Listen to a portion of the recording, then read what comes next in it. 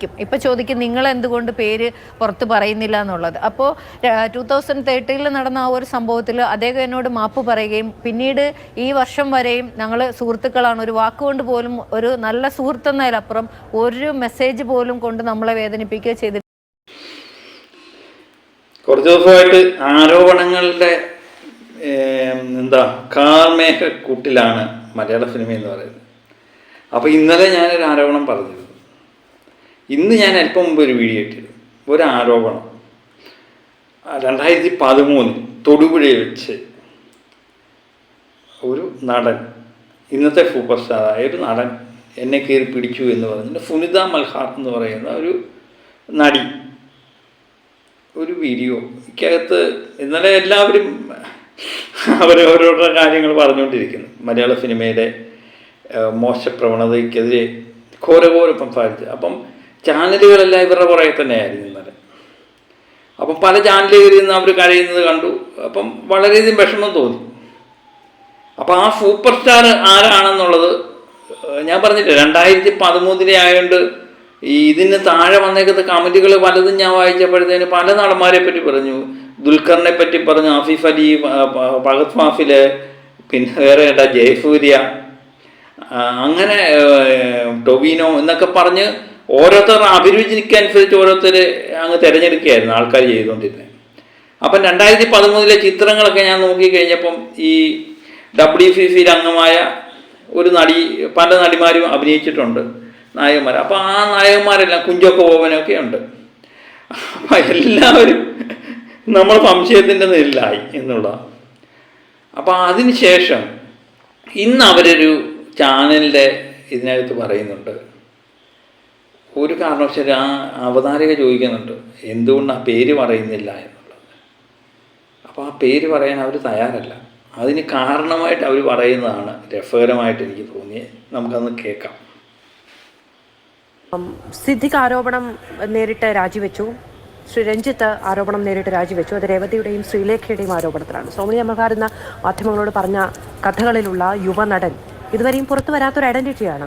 കൂടുതൽ ആളുകൾ ഇത്തരത്തിൽ അവർ ഉണ്ട് എന്ന് വിചാരിച്ചിരുന്ന അധികാര സ്ഥാനങ്ങളിൽ നിന്ന് ഇറങ്ങിപ്പോകേണ്ടി വരുമോ, അല്ലെങ്കിൽ ഏറ്റവും ചുരുങ്ങിയത് പ്രേക്ഷകരുടെ മനസ്സിൽ നിന്നെങ്കിലും? ഉറപ്പായിട്ടും ഇവിടെ നട്ടലോടെ കുറച്ച് പെൺകുട്ടികൾ വരുവാണെങ്കിൽ സിനിമ ഇൻഡസ്ട്രിയിലെ മൊത്തം പേരും പല ആൾക്കാരൊന്നുമല്ല, നല്ല സിനിമകൾ വരുന്നുണ്ട്, നല്ല ആളുകളുണ്ട്, അന്തസ്സുള്ള ആളുകളുണ്ട്. കുറച്ച് പുഴുക്കുത്തുകൾ ചെയ്യുന്ന കാര്യങ്ങൾ പറയാൻ തൻ്റെ ഇടത്തോടെ പെൺകുട്ടികൾ വരികയാണെങ്കിൽ പല സിംഹാസനങ്ങളും താഴെ വീണ് തല തല്ലിച്ചാകും. ആ അവസ്ഥയാണ്. കേരളത്തിലൊക്കെ നമ്മളെല്ലാവരും മുക്കത്ത് വിരൽ വയ്ക്കും. അത്രത്തോളം വൃത്തികേടുകൾക്ക് കൂട്ടുനിൽക്കുകയും അത്രത്തോളം വൃത്തികേടുകൾ കാണിക്കാനും പേടിയില്ലാത്ത ആളുകൾ, പണം, സമ്പത്ത്, പദവി, അവരുടെ സെലിബ്രിറ്റി സ്റ്റാർഡം, ഇതൊക്കെ അവർക്ക് എന്തും കാണിക്കാന്നുള്ള ഒരു ലൈസൻസിലേക്ക് പോകുന്നതാണ്. അപ്പോൾ തീർച്ചയായിട്ടും പെൺകുട്ടികൾ, നിങ്ങൾക്ക് അലിഗേഷൻ ഉണ്ടെങ്കിൽ ഉറപ്പായിട്ടും അത് വന്ന് ഇപ്പോൾ ശ്രീമതി രേവതി കാണിച്ചതുപോലെയുള്ള ഒരു ആർജവം കാണിക്കാൻ പെൺകുട്ടികളൊക്കെ വരുവാണെങ്കിൽ ഏറ്റവും നല്ലതായിരിക്കും. ഇപ്പം എനിക്ക് സംശയം ഇതായിട്ട് തോന്നിയത്, തനിക്ക് പറയാൻ പറ്റത്തില്ല, പക്ഷെ ഇനിയുള്ള സ്ത്രീകളെല്ലാം ആർജവത്തോടും തൻ്റെ ഇടത്തോടും ഇതെല്ലാം തുറന്ന് പറയണം. പറഞ്ഞാൽ മാത്രമേ ഈ മലയാള സിനിമയിലെ പല സിംഹാസനങ്ങളും തലകുത്തി മരിച്ചു വീഴുമെന്നൊക്കെയാണ് അവർ പറയുന്നത്. എനിക്ക് പറയാൻ പറ്റത്തില്ല, പക്ഷെ ബാക്കി പലരും പറയണം. ബാക്കി ആരെങ്കിലും പറയുന്നെങ്കിൽ പറഞ്ഞു എന്നുള്ള രീതിയിലാണ് അവർ സംസാരിക്കുന്നത്. അപ്പം മറ്റുള്ളവരുടെ ആർജവത്തെ പറ്റിയൊക്കെ എനിക്ക് ഘോരഘോരം സംസാരിക്കാം അല്ലേ, പക്ഷേ എനിക്ക് അതിനുള്ള ആർജവം ഇല്ല എന്നാണ് തോന്നുന്നു പറയുന്നത്. എനിക്ക് തോന്നുന്നു തൻ്റെ ഇടവും കുറവാണ് എന്ന് പറയാതെ പറയുന്നു എന്നുള്ളതാണ്. അതിനുശേഷം ഇത് നമ്മൾ ചോദിക്കും, എന്തുകൊണ്ട് നിങ്ങൾ ഇത് പറയുന്നില്ല എന്ന് ചോദിക്കും എന്നുള്ളത് അവർക്ക് ഉറപ്പാണ്. അതിന് അവർ പറയുന്ന മറുപടിയും കൂടെ നമുക്കൊന്ന് കേൾക്കാം.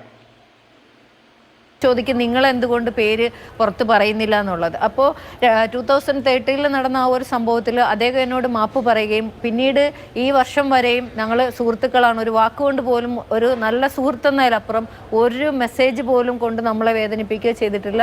അപ്പോൾ അവരുടെ ഫാമിലി, കുഞ്ഞുങ്ങൾ, ഇത്തരം കാര്യങ്ങളൊക്കെ ഓർത്തിട്ടും പിന്നെ എനിക്ക് എൻ്റേതായ വ്യക്തിപരമായ കുറച്ച് കാര്യങ്ങളുണ്ട്. അപ്പം ഞാൻ ഒരു ഇപ്പം ഈ ആ പറഞ്ഞ നടൻ അവരുടെ ഭയങ്കര ഫ്രണ്ടാണെന്നാണ് പറയുന്നത്. അതൊന്നും മാപ്പ് ചോദിച്ചു. അപ്പം പിന്നെ പറയേണ്ട കാര്യമില്ലായിരുന്നല്ലോ. മാപ്പ് ചോദിച്ചു, നല്ല ഫ്രണ്ടാണ്, പിന്നെ എന്തുകൊണ്ട് വിളിച്ചു പറയണം? ഇത് പോലീസ് കേസ് കൊടുക്കാനുള്ള താല്പര്യമില്ല, ആ വ്യക്തി ആരാണെന്ന് പറയാനുള്ള താല്പര്യമില്ല, ഇപ്പം എൻ്റെ നല്ല ഫ്രണ്ടാണെന്ന് പറയുന്നത്. പിന്നെ എന്തിനേ ഇതിൻ്റെ ആവശ്യമില്ലാത്ത കാര്യത്തിൽ പറഞ്ഞു എന്നുള്ളത്. അപ്പം ഞാനതുകൊണ്ടാണ് നേരത്തെ പറഞ്ഞത്, ഇതിൻ്റെ കെയർ ഓഫിൽ ഏതെങ്കിലുമൊക്കെ ഒരു പബ്ലിസിറ്റി കിട്ടുന്നെങ്കിൽ കിട്ടിക്കോട്ടെ എന്ന് വിചാരിച്ചാകാം, അല്ലേ? അത് തന്നെ ആകാം കാരണം.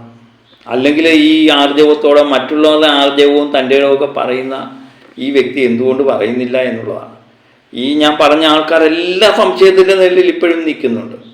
ഇപ്പം നമ്മളെ സംബന്ധിച്ച് പല പേരുകളും എടുക്കുമ്പോൾ നമുക്കറിയാം അവരാരും അല്ല. കാരണം 2013 ഇങ്ങനെയൊക്കെയുള്ള പടങ്ങളൊന്നും വന്നിട്ടില്ല. പക്ഷെ സാധാരണക്കാരെ സംബന്ധിച്ച് യുവ സൂപ്പർ സ്റ്റാർ എന്ന് പറയുമ്പം വേറെ പലരുടെയും മുഖമായിരിക്കും ഉയർന്നു വരുന്നത്, അല്ലേ?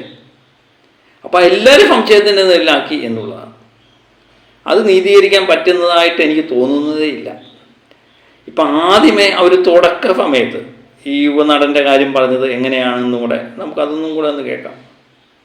2013 തൊടുപുഴ ഒരു സിനിമയുടെ ഷൂട്ടിന് പോകുമ്പോൾ ഇപ്പോഴും അയാൾ സൂപ്പർ സ്റ്റാറാണ്, ചെറുപ്പക്കാരനാണ്. ആ ചെറുപ്പക്കാരിൽ ഒരാൾ തൊടുപുഴ ലൊക്കേഷനിൽ, അത് ആ പടത്തിൽ അയാളാണ് നായകൻ. ഞാൻ ആദ്യമായിട്ട് പോവുക, അതൊരു ഓഫീസ് സ്റ്റാഫായിട്ടുള്ളൊരു വേഷമാണ്. അപ്പം അത് ചെയ്യാൻ വേണ്ടി ഇവിടുന്ന് വലിയൊരു നടൻ്റെ സിനിമ ആയതുകൊണ്ട് തന്നെ ഹസ്ബൻഡ് എന്നെ ട്രെയിൻ കയറ്റി വിടുമായിരുന്നു. അവിടെ ചെന്ന് അഭിനയിക്കുന്നതിൻ്റെ ആദ്യത്തെ ദിവസം തന്നെ ഡ്രസ് ചേഞ്ച് ചെയ്തിട്ട് തിരിച്ചു വരുന്ന ഒരു ചെറിയൊരു ഹാള് പോലുള്ള സ്ഥലത്താണ് നമുക്ക് ഡ്രസ് ചേഞ്ചിനും മറ്റു കാര്യങ്ങളും മേക്കപ്പ് ഒക്കെ പറഞ്ഞിരിക്കുന്നത്. അപ്പോൾ അവിടെ തന്നെയാണ്, ആ സൈഡിൽ തന്നെയാണ് നമ്മൾക്ക് ടോയ്ലറ്റ് ഫെസിലിറ്റി ഒക്കെ ഉള്ളത്. അപ്പം ഞാൻ അതായത് മേക്കപ്പ് ചെയ്ത് എൻ്റെ കോസ്റ്റ്യൂമും ചേഞ്ച് ചെയ്ത് ഒരു ജീൻസും ടീഷർട്ടുമായിരുന്നു ആവേശം. അപ്പോൾ പോയിട്ട് ടോയ്ലറ്റിൽ പോയിട്ട് തിരിച്ചു വരുന്ന വഴിക്ക് അപ്രതീക്ഷിതമായിട്ട് എങ്ങനെയാണ് ഇവർ വേറെ ഏതെങ്കിലും വഴി കൂടെ ഇങ്ങോട്ട് വന്നോ എനിക്കറിയില്ല, അങ്ങോട്ട് ഈ പറഞ്ഞ സൂപ്പർ സ്റ്റാർ കയറി പിടിക്കുമായിരുന്നു. മീൻസ് പെട്ടെന്നങ്ങ് ഹഗ് ചെയ്യൂലേ നമ്മൾ, അങ്ങനെ അതൊരു പേടിപ്പിക്കുന്ന രീതിയിൽ, അതായത് അത് പെർമിഷൻ ഇല്ലാത്ത ഒരു സംഭവമാണ് അവിടെ. പിന്നെ ആദ്യ സമയത്ത് പറഞ്ഞതാണ് ഈ വീഡിയോ. അപ്പോൾ അതിനുശേഷം ഒരു ദിവസം കഴിഞ്ഞപ്പോൾ ഇതിനെല്ലാം മാറ്റമായി. എന്ത് വിശാല മനസ്കതയല്ലേ? കാരണം ഇപ്പം അദ്ദേഹത്തിനൊരു കുടുംബമുണ്ട്, ഭാര്യയുണ്ട്, മക്കളുണ്ട് എന്നൊക്കെയുള്ള ഈ സംസാരിക്കുന്നു. അതുപോലെ എൻ്റെ നല്ലൊരു ഫ്രണ്ടാണെന്ന് പറയും. എനിക്കറിയില്ല ഇങ്ങനെയൊരു നമ്മുടെ മനസ്സിനെ വിഷമിപ്പിക്കുന്ന ഒരു സംഗതി നടന്ന ആ വ്യക്തിയെ എന്തുമാത്രം ഫ്രണ്ടാക്കാൻ പറ്റും നമുക്കല്ലേ? എനിക്കറിയില്ല. അപ്പോൾ ഇങ്ങനെയൊക്കെയുള്ള ചില കാര്യങ്ങളാണ് ഞാൻ പറഞ്ഞത്. ഈ പറയുന്നതൊക്കെ എന്തുമാത്രം സത്യമുണ്ട് എന്നുള്ളത് നമ്മൾ അന്വേഷിച്ചറിയാൻ നമുക്ക് പറ്റത്തില്ലല്ലോ. അതിന് അന്വേഷണം അത്യാവശ്യമാണ്. അപ്പോൾ അന്വേഷണമായിട്ട് സഹകരിക്കാൻ ഇവരാരും തയ്യാറുമല്ല എന്നാണ് തോന്നുന്നത്. ഇവർ അന്വേഷണത്തിലൊക്കെ പരാതി കൊടുക്കാനൊന്നും ഇവരാരും തയ്യാറല്ല. ഈ 2-3 പേരും കണ്ടും ആരോപണം ഉന്നയിച്ചിട്ടുണ്ട്. അപ്പം ഓരോ വ്യക്തികളുടെയും ആരോപണത്തിൻ്റെ സ്റ്റൈൽ ഇങ്ങനെയൊക്കെയായിരുന്നു വരുന്നത്. അപ്പം മാധ്യമങ്ങൾ അനാവശ്യമായിട്ട് ഇവരെ ഭയങ്കരമായിട്ട് അങ്ങ് സപ്പോർട്ട് ചെയ്യുന്നു. പക്ഷേ തെളിവുകളുണ്ടെങ്കിൽ തെളിവുകൾ ഹാജരാക്കി ഇവർ സത്യം പറഞ്ഞ പോലീസിലാണ് പരാതിപ്പെടേണ്ടത്. അതുകൊണ്ട് എന്താ സംഭവിക്കുന്നത് അറിയാം? ഹേമ കമ്മിറ്റി റിപ്പോർട്ടിനകത്ത് കണ്ടെത്തിയ പല കണ്ടെത്തലുകളുണ്ട്, ഗുരുതരമായ പല കണ്ടെത്തലുകളുണ്ട്. അതൊക്കെ വെളിച്ചം കിട്ടാതെ പോകും എന്നുള്ളതാണ്. കാരണം ആൾക്കാരെ സംബന്ധിച്ച് ഇങ്ങനെയൊക്കെയുള്ള കാര്യങ്ങൾ കേട്ട് കഴിയുമ്പോൾ ആൾക്കാർ വിചാരിക്കും ഈ പറയുന്നതെല്ലാം ഈ മാതിരിയുള്ള കാര്യങ്ങളാണ്, അതുകൊണ്ട് ഇതിന് വാലും തലയൊന്നും ഇല്ലാത്തതാണ്, അതുകൊണ്ട് ഇതൊന്നും നമ്മൾ മൈൻഡ് ചെയ്യേണ്ട എന്ന് വിചാരിക്കുന്ന ഒരുപാട് ആൾക്കാരുണ്ട്.